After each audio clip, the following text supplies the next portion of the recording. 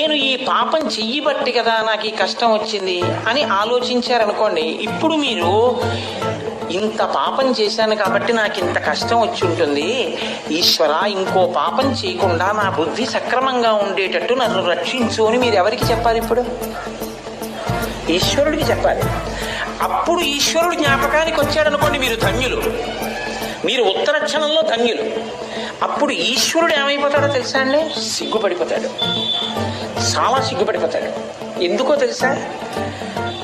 ఇంత కష్టం వీడు పాపం చేశాడని నేనిస్తే వీడు ఈశ్వర మళ్ళీ నేను ఇటువంటి పాపాలు చేయకుండా నా బుద్ధిని రక్షించు, నీ పాదాలని పట్టుకునేటటువంటి బుద్ధి మాత్రం పోకుండా నన్ను కాపాడని అడుగుతున్నాడే వీడు అని ఆయన చిన్నబుచ్చుకుని, అయ్యో వీడికి ఎలా నేను ఈ కష్టం ఇవ్వడం అని ఆ కష్టాన్ని తగ్గించి అనుభవింపచేస్తాడు. పాము కరవవలసిన వాడిని చీమ కరిపించి విడిచి